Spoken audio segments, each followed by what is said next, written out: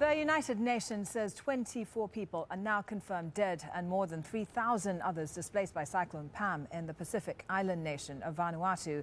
But there's still no contact with outlying islands, and it's feared the death toll could rise further.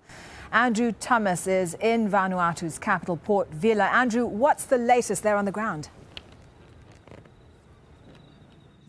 Well, you mentioned that figure of 3,000 people displaced. They're actually spread across 37 evacuation centres, about 100 in each, including the one behind me, normally a school. That might not sound very many people, just 3,000, given that tens of thousands of people across this country, half the population, have been affected. But that is frankly because most people are staying with their homes, however ruined they may be. And that's partly to start some pretty rudimentary and frankly pitiful repairs, but it's also to protect what little they have left. There have been a number of reports of looting, people stealing from destroyed houses, in some cases beached boats as well. And given that, frankly, nobody here has insurance, or certainly nobody here that I've spoken to, people say it's simply too expensive. People want to protect what little they have left. I spent Monday all around the city of Port Vila, a city without any power, where virtually all houses or buildings have been damaged, if not destroyed. This is a pretty devastated city. From the air, you get glimpses of the destruction. But it's up close that you can see the full impact Cyclone Pam had on Port Vila. Aid agencies say 90% of the buildings in Vanuatu's capital have been damaged, many beyond repair. Trees are down everywhere. Rain and floodwaters made what the wind did worse. Thankfully, though, few people died in Port Vila, and injuries too were light. At the hospital was Colin Litch, who hurt his foot during the storm. Back at his house, Litch showed us how he'd got the injury, trying to save his garage and car. It was futile.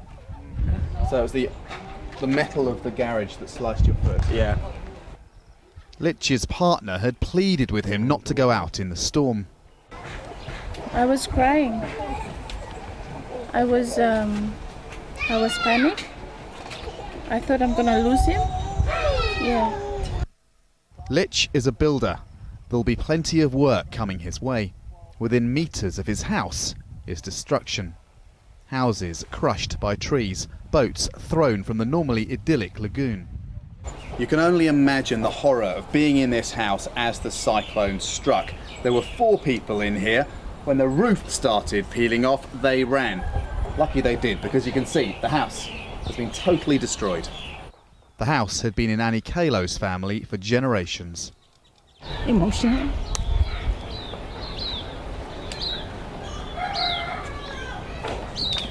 Yeah, it's really sad when the roof first came out.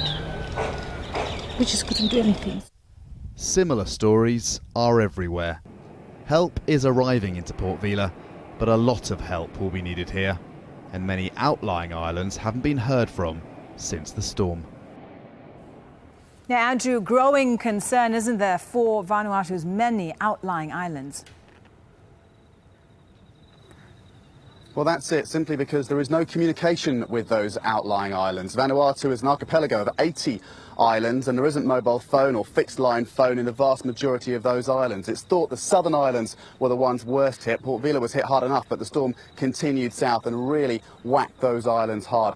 What is being done today, Tuesday, and was being done on Monday, is that military planes are flying over those islands. They're unable to land at the moment. They don't think the runways are safe enough, and they're assessing the damage from the air. Another plane just flew over that moment, in fact. But what is the concern is already that death toll is rising. There were 8 confirmed deaths on Monday. We're now hearing 24. We can expect that figure, frankly, to go up as more information is gathered from outlying islands. A couple of very small 5-seater planes have been able to land on the southern island of Tanna, and I was speaking to somebody who was in Tanna when the cyclone hit over the weekend, and he described to me the absolute horror in that city. He said it's a city that has been destroyed, in his words, beyond repair. So when proper crews go in and assess the situation there and get proper information from Tanna and from the other outlying islands, I fear that we'll hear stories not only of devastated buildings but also devastated lives. And it's very likely, I'm afraid to say, that that death toll, the number of people killed in the cyclone, is likely to rise, and probably rise fairly fast as we get more information from those outlying islands. Okay, Andrew, thank you very much for now. Andrew Thomas there in Port Vila, capital of Vanuatu.